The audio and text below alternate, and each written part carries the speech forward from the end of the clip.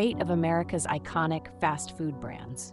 Once household names, some of America's most iconic fast food brands are teetering on the edge of oblivion. These staples of American meals, like Kraft, which at its peak commanded a whopping 40% of the U.S. cheese market, are losing ground to newer competitors. So what's happening to these legendary brands? Kraft, a century of cheese dominance. Kraft's story began in 1903 when Canadian entrepreneur James L. Kraft arrived in Chicago peddling cheese from a horse-drawn cart.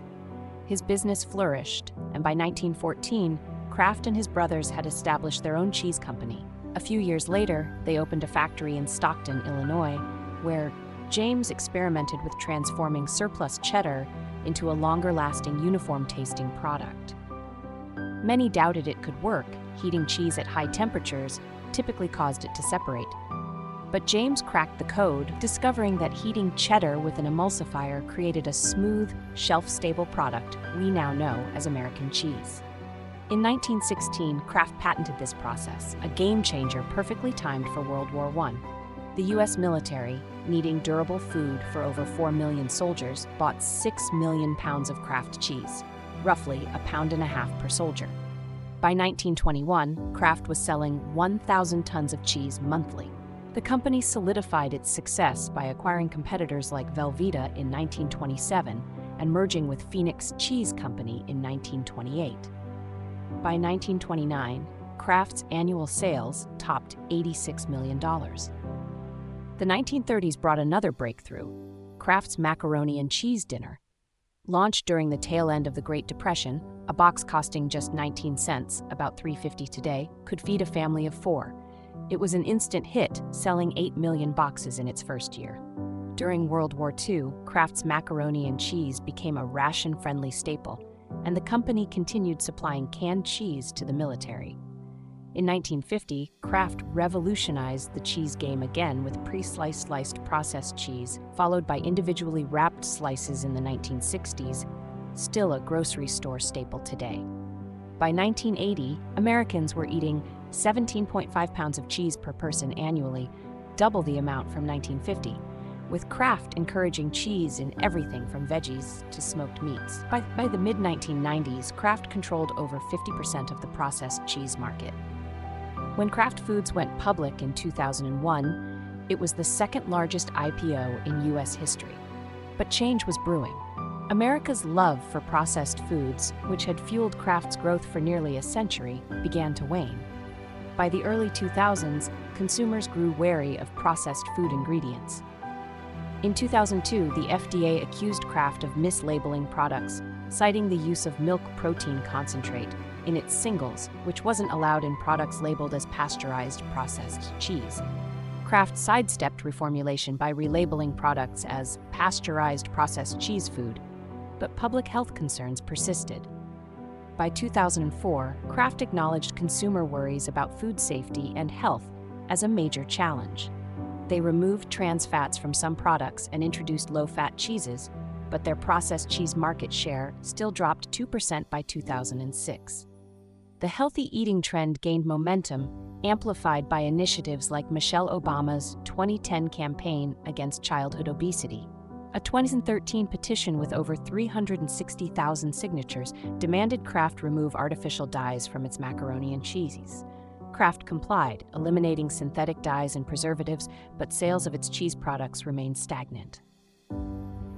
In 2015, Warren Buffett's Berkshire Hathaway and Brazil's 3G Capital backed a merger between Kraft and Heinz, aiming to revive Kraft through cost-cutting, including 2,500 job losses. But this focus on efficiency overlooked growth opportunities. In 2018, Kraft Heinz reported a staggering $15.4 billion loss, with Kraft's brand alone accounting for $4.1 billion due to weak growth forecasts in processed cheese. Buffett later admitted they overpaid for Kraft, and the merger inflated stock prices, which plummeted 45% post-merger. Yet Kraft has shown resilience. During the 2020 COVID-19 pandemic, demand for non-perishable goods spiked, boosting Kraft's macaroni and cheese sales by 27% in the first quarter compared to 2019. Despite ongoing debates about nutritional quality, Kraft remains a top U.S. food company. In 2021, it sold its natural cheese division to Lactalis Group, but continues producing processed cheese. That year, U.S. processed cheese consumption hit 8 pounds per person, the highest since 2003, proving Kraft's enduring appeal. Jell-O, from royal treat to fading star. Jell-O, once a beloved dessert among America's middle and upper classes, has seen its sales plummet since its 1960s heyday.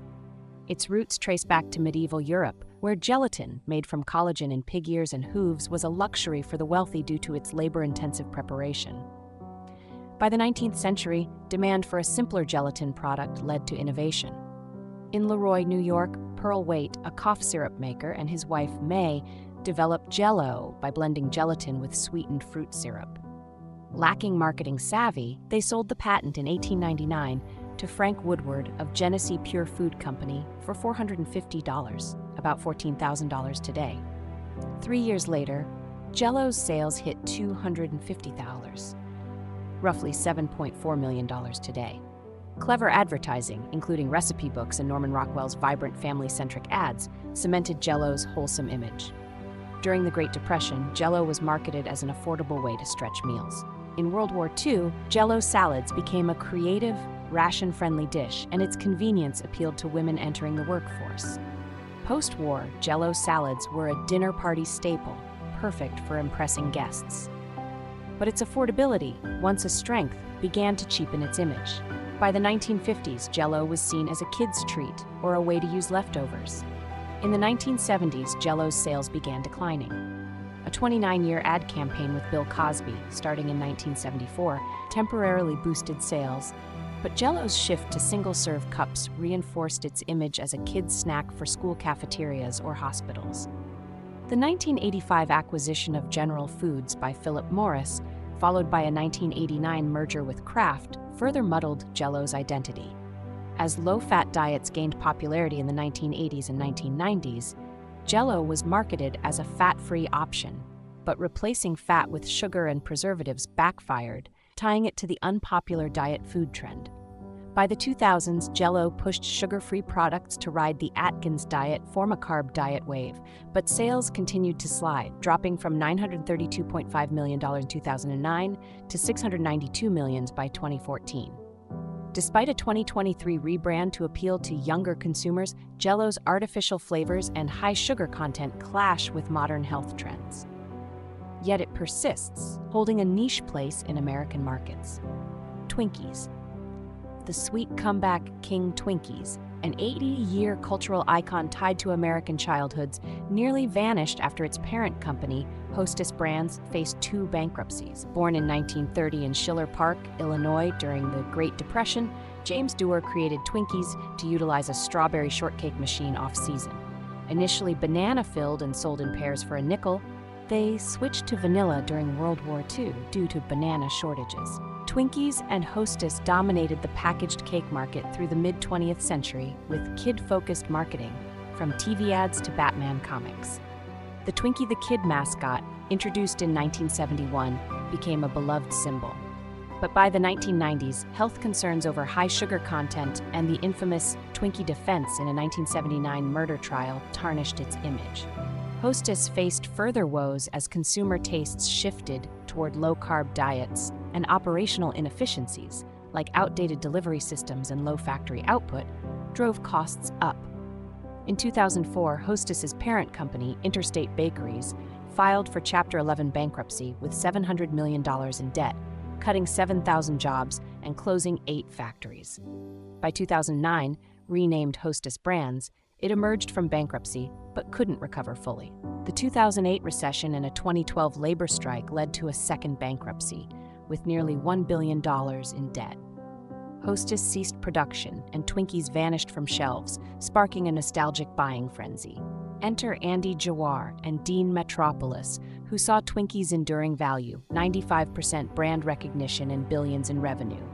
They acquired Hostess's assets for $410 million in a 2012 liquidation auction, including Twinkies, recipe, and 5 factories. They extended Twinkies' shelf life from 25 to 65 days, slashed distribution costs by 20%, and boosted factory efficiency to over 85%. New mini Twinkies flopped, but a focus on the classic recipe paid off. By July 2013, Twinkies were back with a massive Sweetest Comeback campaign. Sales hit $555 million in the first year, with a 27% profit margin. By 2015, Hostess was producing 1 million Twinkies daily, generating $180 million in annual profit. A 2016 IPO valued the company at $2.3 billion, and in 2023, J.M. Smucker acquired Hostess for $5.6 billion. The COVID-19 pandemic boosted sales as consumers stocked up on comfort foods. Despite health concerns, America's love for Twinkies endures, proving its resilience. Thanks for diving into the stories of these iconic brands. Stay tuned for more tales of triumph and tribulation.